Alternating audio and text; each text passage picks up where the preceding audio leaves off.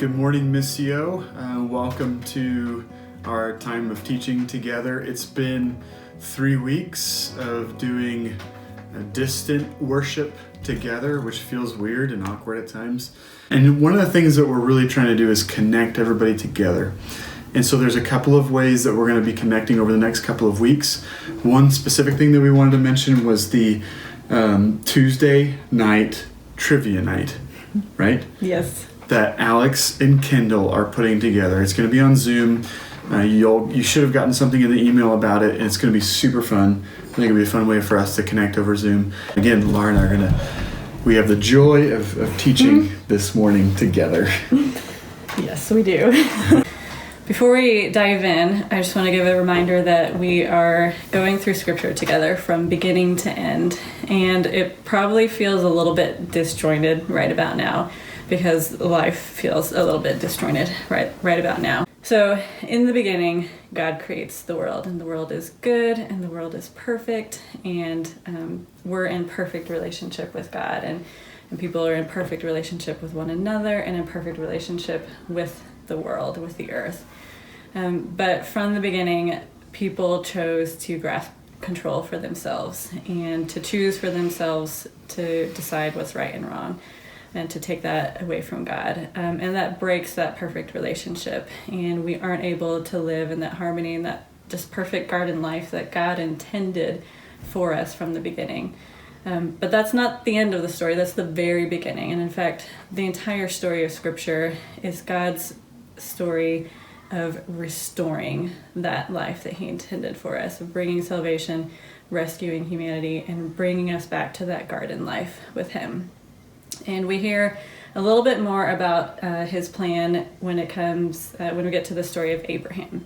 And God tells Abraham, He makes him a promise, and He says, I need humanity to know that I am going to restore you.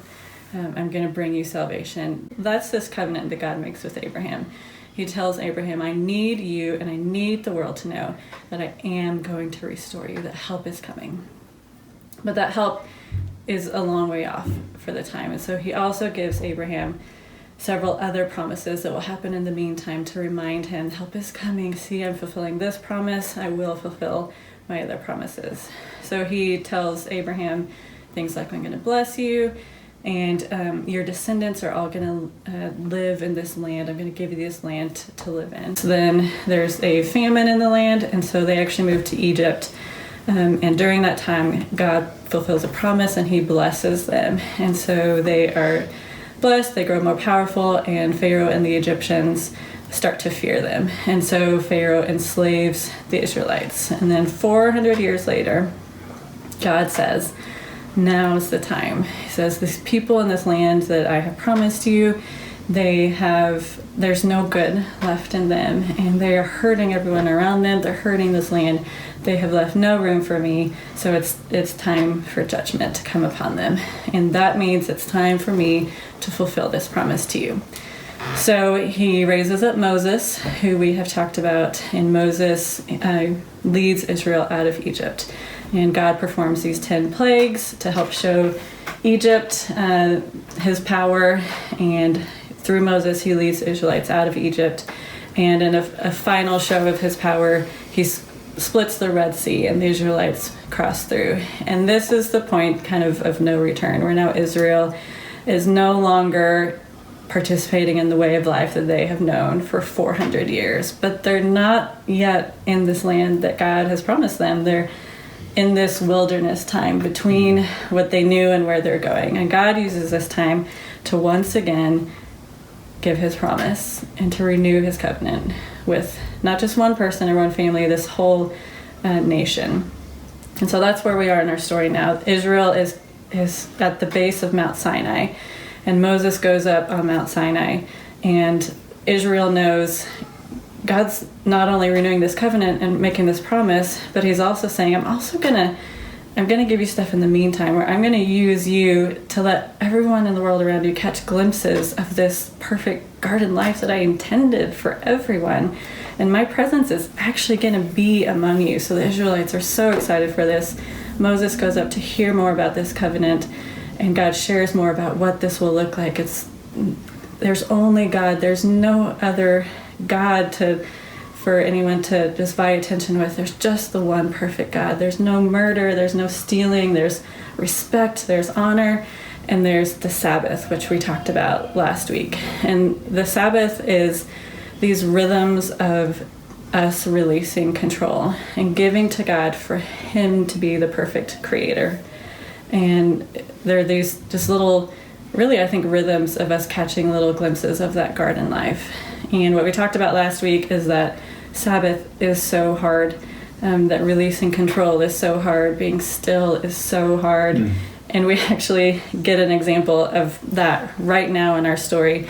As Israel's at the bottom of the mountain, Moses is up receiving this covenant promise from God, and Moses is up there 40 days. And the Israelites at the beginning are so excited and waiting in eager anticipation to be a part of this. And by the end, they're saying, there's no way that Moses can be alive. God promised this to us, but Moses isn't going to be able to tell us how to do it. So let's figure out how to do this to make this happen. And they take control into their own hands instead of being still. And so they build an image, they create their own God to represent this God that brought them out of Egypt, to help them know what they're supposed to do. And Moses comes down from the mountain and he sees this. Obviously, he gets very angry. God gets very angry. The people they see what they've done. They're repentant, they're humbled, and Moses goes back onto the mountain one more time. And that's where our story is right now. And he's talking with God again, and God says, you know what? I told you that my presence was going to be with you, and this was going to be such a special, unique thing, but I cannot do that. If I am with these people who grasp at control all the time, for one moment, I'm going to destroy them. I said I would be with you. My presence cannot go with you. I'll send you an angel to lead you, but my presence won't be with you. And Moses recognizes the significance of this, and he is very bold before God, and he says, we no longer have our way of life that we've known for 400 years. We don't know where we're going. We haven't entered that land and created this new life. This is a significant time, and we don't know what to do. So if you're asking us to do it, do not send us from this place unless you are with it, because we cannot do it without you. So that's our conversation that we're going to read today between God and Moses and where we are. So do we want to read Exodus 33? What are we in? Exodus 33, we're going to start in verse 12 and just read a few verses, and Laura will read 34. So starting in verse 12, it says, Moses said to the Lord, you've been telling me, lead these people, but you've not let me know whom you will send with me. You have said, I know you by name and have found favor with me. If you're pleased with me, teach me your ways so I may know you and continue to find favor with you. Remember that this nation is your people. The Lord replied, my presence will go with you and I will give you rest. Then Moses said to him, if your presence does not go with us, do not send us up from here. How will anyone know that you are pleased with me and that your people are pleased with your people unless you go with us? What else will distinguish me and your people from all the other people on the face of the earth? And the Lord said to Moses, I'll do the very thing you have asked because I am pleased with you and know you by name. Then Moses said, now show me your glory. And the Lord said, I will cause all my goodness to pass in front of you, and I will proclaim my name, the Lord, in your presence. I will have mercy on whom I have mercy, and I will have compassion on whom I have compassion. But he said, you cannot see my face, for no one may see me and live. Then the Lord said, there is a place near me where you may stand on a rock. When my glory passes by, I will put you in a cleft in the rock and cover you with my hand until I have passed by. Then I will remove my hand, and you will see my back, but my face must not be seen. You can read verse 34, 6. 6 and 7, yeah. Oh, just 6 and 7? Mm-hmm. Okay. And he passed in front of Moses, proclaiming, the Lord, the compassionate and gracious God, slow to anger, abounding in love and faithfulness, maintaining love to thousands and forgiving wickedness, rebellion, and sin. Yet he does not leave the guilty unpunished. He punishes the children and their children for the sin of the fathers to the third and fourth generation. Has this strange request of God. He says, all right, now show me your glory.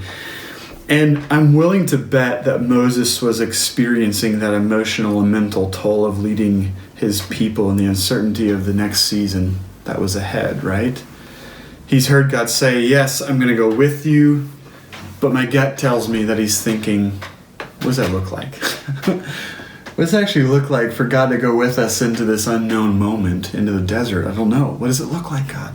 I know that's what we ask all the time. Yeah, we do ask that a lot. And I think Moses is just thinking, if I can just see your glory, God, if I can just see your power, then I'll have what it takes to lead these people through this moment that's so challenging and so hard. And I think as readers from a distance, right, this is one of those moments where we read something like this and we know the rest of the story and we kind of read the first part of it and we're like, come on, Moses.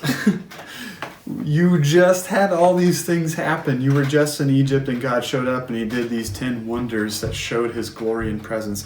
And then there's this pillar of fire that is leading God's people out of Egypt. And then there's this moment where they're at this sea and God shows up and parts the sea. No one's ever done something like this. And we just think, here you are in this moment on this mountain and you're asking God to show your glory, his glory and presence. It's like, how did you miss it before?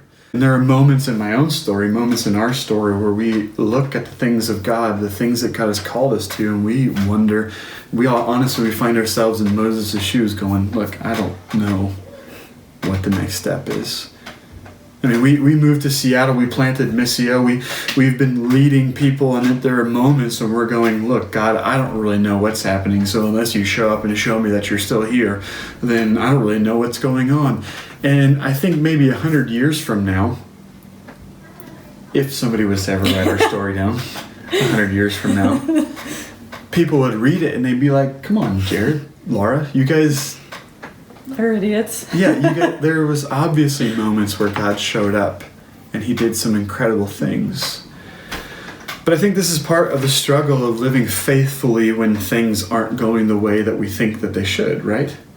We get very narrow-sighted when things are hard because often uncertainty blinds us to the activity of God in our past, in our present, and certainly for the future things that we cannot see. And I don't think it's necessarily wrong or bad to lose sight of those things for a bit. I just think it's a natural human reaction to the unknown that's before us. And we're going, look, I'm so focused on this crisis that's in front of me that I can't remember the things that God has done. I can't remember the things that we've been in. And we just are so focused. I don't think there's anything wrong with that. But I think this is part of the reason why God gives Sabbath in the Ten Commandments. And that's why it's so important to Sabbath, because Sabbath is something that you're doing in the midst of the uncertain moments like this, where we pause that tunnel vision, where we pause that just very focused drive to figure out the unknown, and we step back for a moment and allow God to remind us of all of his activity in our story, right? In our family story, in our neighborhood story, our community. So God says, instead of allowing my glory to pass in front of you, which you cannot live through, I'm going to reveal my name to you. The name of God was reminding the people of the covenant that God made with Abraham that would last throughout time with his people. It was a reminder to his people that, look, I bound myself to you, and that there was nothing that could separate us from that binding that took place in that covenant moment. And declaring the name of God was a reminder of that, to say, look, this is something beyond just a simple passerby. Calling on the name of God meant something. Exodus 34 happens, God comes down, passes before Moses, and reveals his name to Moses. He says, I am the Lord.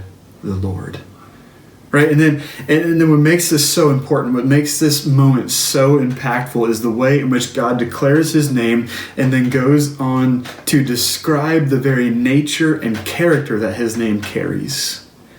As if to say that when you say my name, you're declaring the truth of my character and my nature as compassionate, as gracious, as loving, as faithful and patient, and just.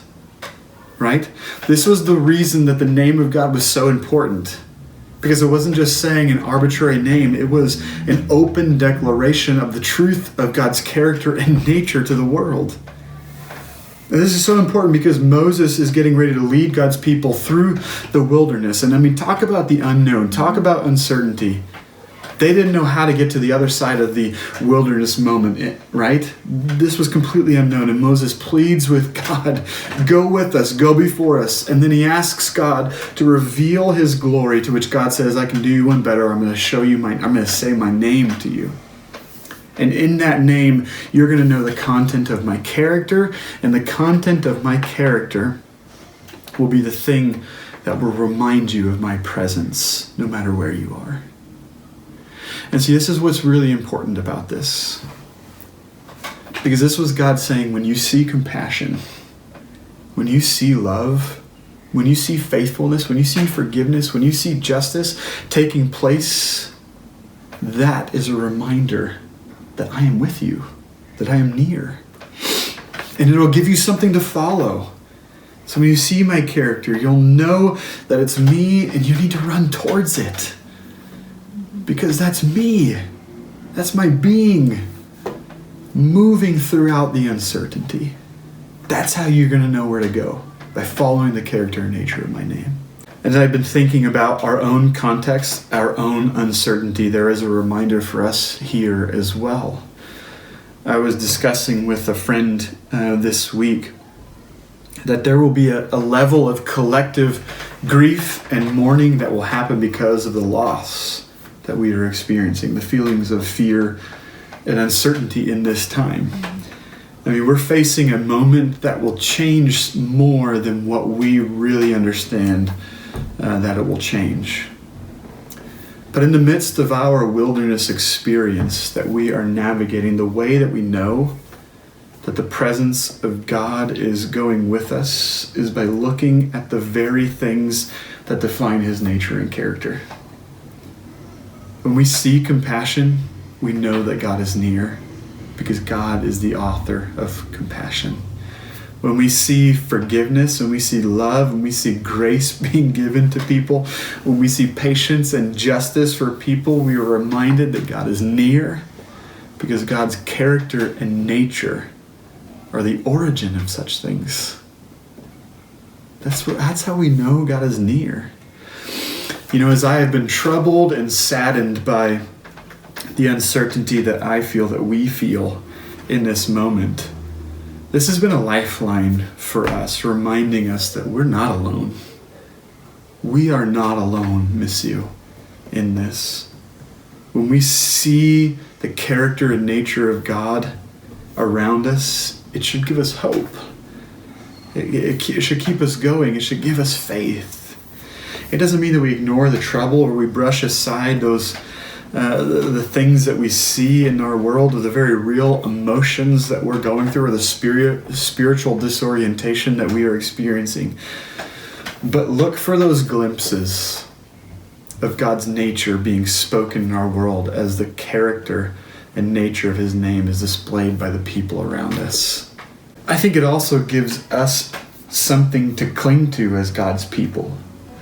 That if these are the things that help people know that God is near, then the best way that we can show that God is near the people around us is by showing these things of compassion and grace, faithfulness, forgiveness, love, and justice for people.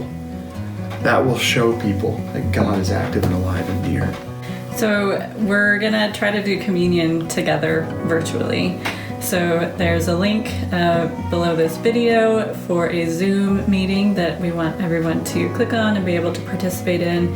And if you have some way to take communion at home, we're going to do it together and talk about some of these questions we've talked about. We're going to ask about what's the grief that we are experiencing as individuals and as a community. What are the ways God has shown himself to us in the past that we might not be able to see now? And what are the ways that we see him now and that we can act according to his character during this time? So click the link and we'll see all of you in a few minutes.